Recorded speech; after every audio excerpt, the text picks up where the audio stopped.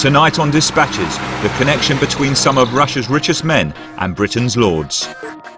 We show how former Foreign Secretary Lord Owen is helping an oligarch who spent time in prison with his plans for Arsenal Football Club. I'm amazed by that. I've been going to the Arsenal for 50 years and I've been a season ticket holder for the last 15 years and I hadn't heard a whisper of that. We reveal new questions about the relationship between Business Secretary Lord Mandelson and billionaire oligarch Oleg Deripaska. What else can you say as that it is a conflict of interest?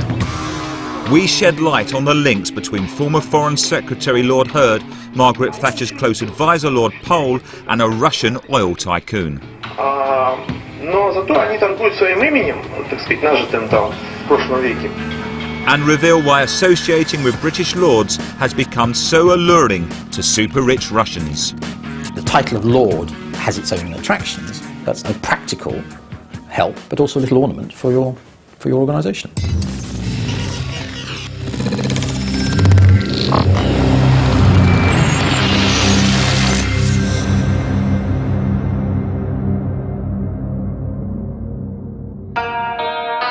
Welcome to Emirates Stadium, home of Arsenal, one of the latest British institutions to attract the attention of a Russian oligarch. There is a battle going on for control of the club. In 2007, Arsenal was rocked when an elusive Russian billionaire bought a huge stake in the club. His name was Alisher Usmanov. He has now spent around £150 million buying Arsenal shares. But what does anyone know about him? Have you heard of Mr. Alisher Usmanov? Yes. He's a kind of Russian oligarch. Do you know anything about his background or history? Not a lot, actually, no. Do you know about his share ownership in Arsenal? Yeah, we know you've increased it. I know he's just taken over some more shares that I've recently. I think if he had majority shareholding, I would be a bit concerned. He's wealthy, but I don't know how he's got his wealth. Does that worry you at all? It does a bit, actually. It's not just the fans who are curious and worried about Usmanov. It's also many of the club's shareholders. I'm here at Arsenal's annual general meeting, where the future of the club will be on the agenda. And most of the major Arsenal shareholders are going to be here today. Usmanov has a stake of just over 25% of the club through a company called Red and White Holdings that he co-owns with Anglo-Iranian business associate Farhad Moshiri.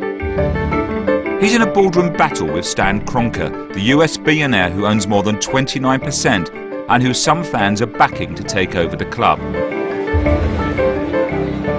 Matt Brindle is a shareholder and member of Red Action, an Arsenal supporters group who organised protests against Usmanov. This guy coming in, he spent a lot of money. We're concerned, where is he going to try and take the club? It's not who owns the club. Who actually owns the club are the supporters. We are the heart and soul of the club. The idea of somebody coming in and using the club as his sort of, you know, his toy, doesn't sit well with the average supporter. There's a lot of people still wandering in. I'm going to go in there and see if I can sit in at the AGM as an observer. Usmanov does occasionally come to matches and sits in the director's box, but there was no sign of him at the meeting. At one stage, when his name was alluded to, there was a murmur of disapproval, and those I spoke to voiced opposition to the elusive Usmanov and suspicion of his intentions. He started out like a lot of these oligarchs like Roman Abramovich in a very small way, made a lot of money from advertising on plastic bags, and in the mid-late 1990s the real money was in metals and aluminium and steel, and that's where he made his big money. In an effort to win round his opponents in Arsenal, Usmanov mounted a charm offensive. 2 years ago, he funded a lavish, all-expenses-paid trip for football journalists.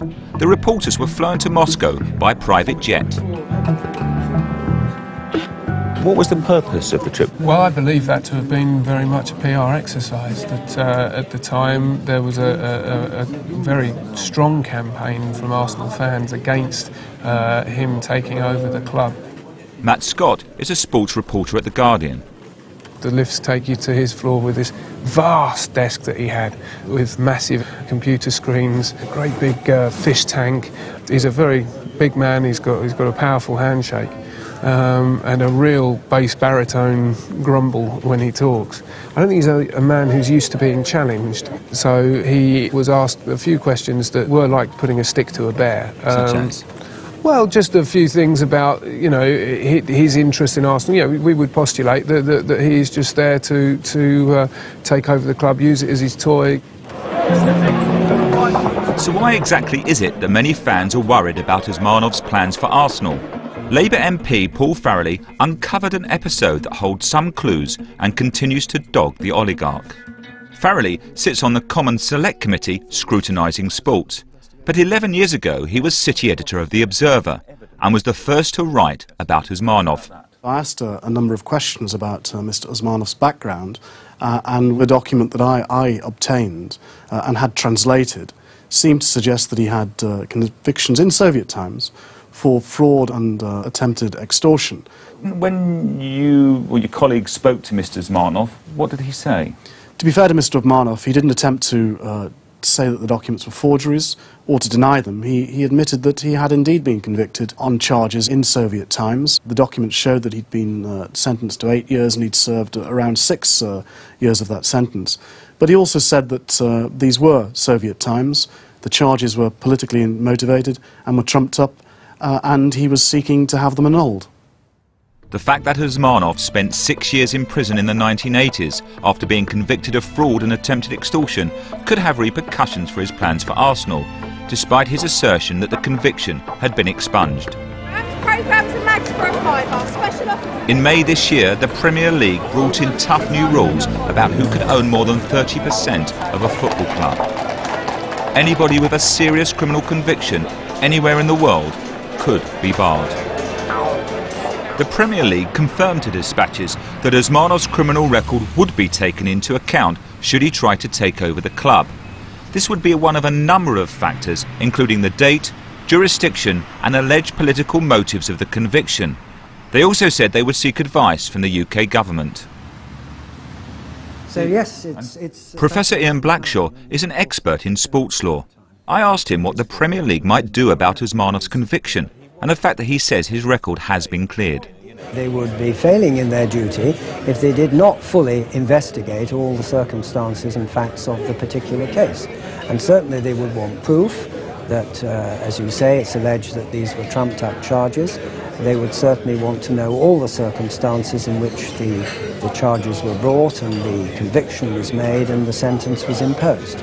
And Mr. Usmanov also has said that in 2000 he was pardoned by the courts of Uzbekistan, and that the crimes have been wiped off his record.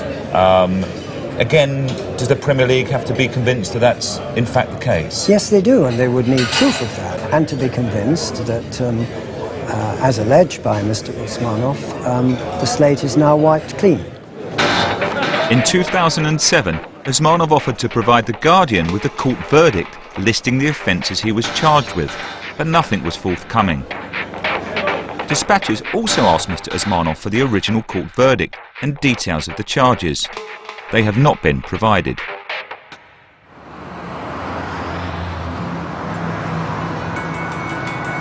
We've come to Moscow to see if we can find further information about Usmanov's past.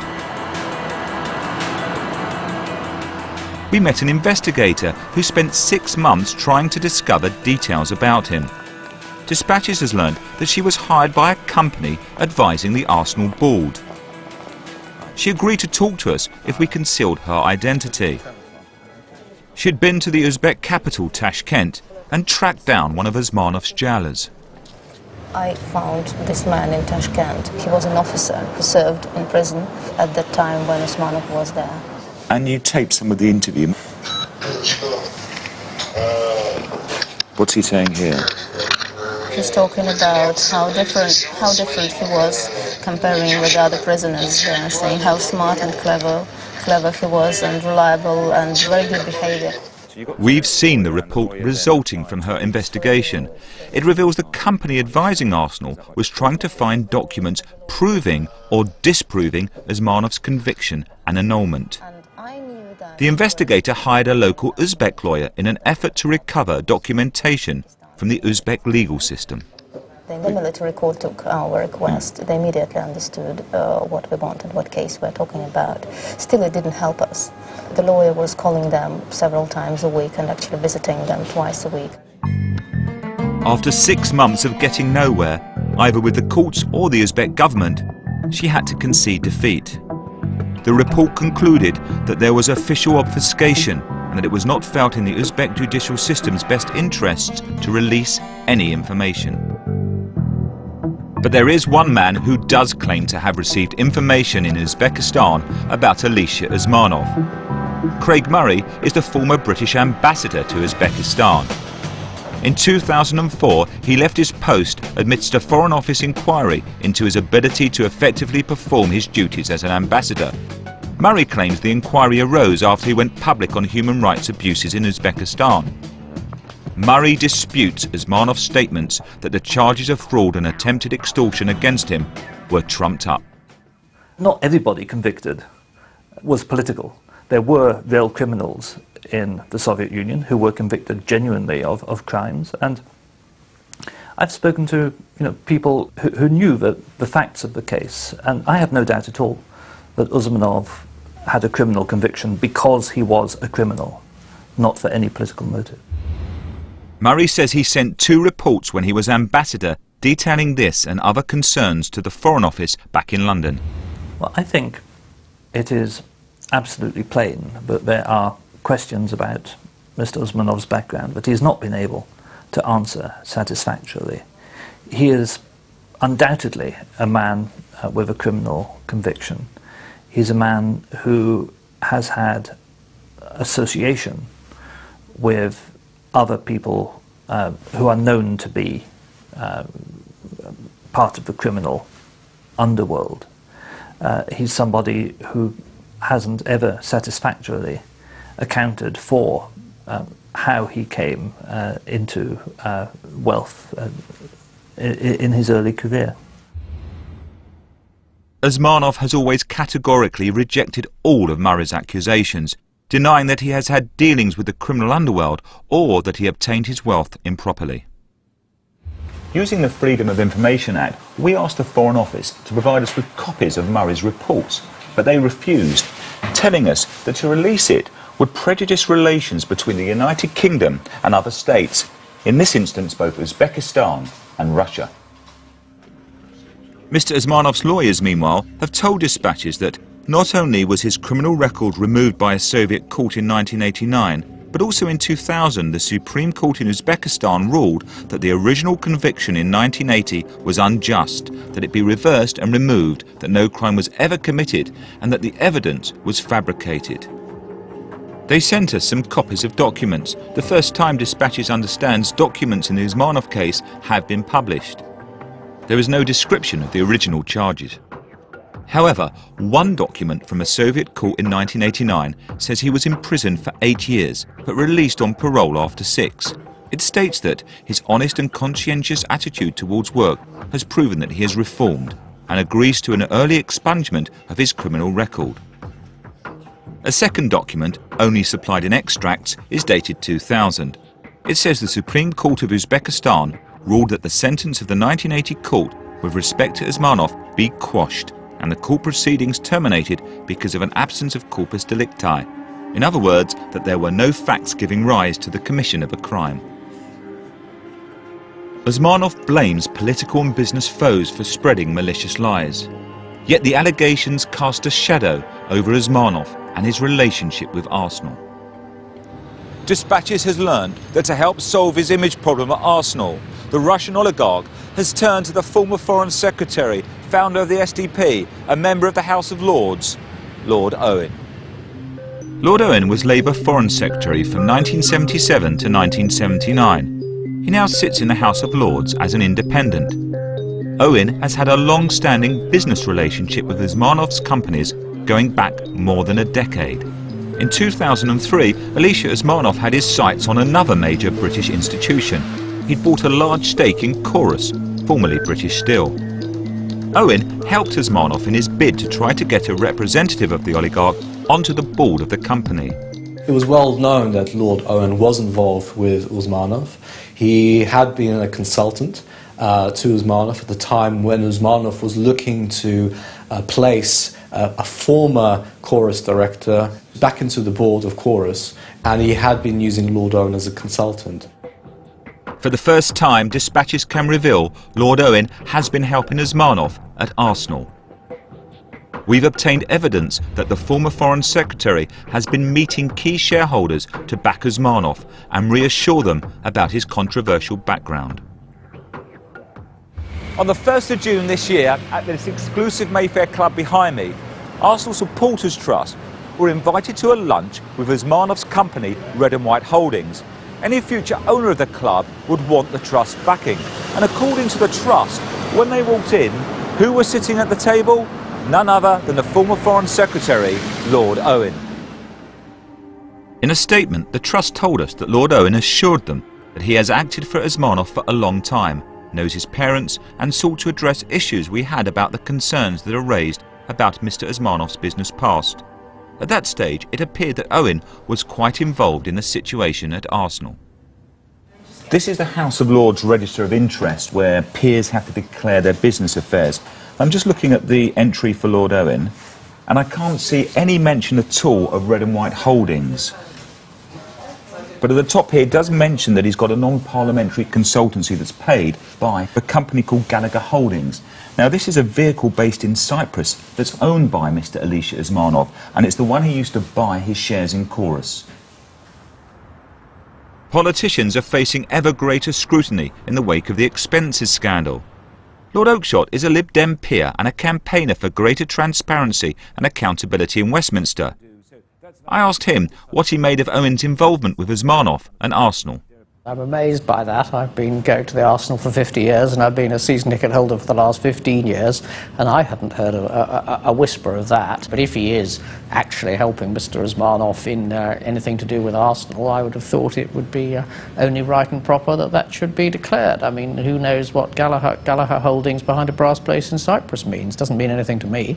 We've already seen with the mess the Commons got into that peers must observe the spirit of the rules as well as the narrow letter of the law.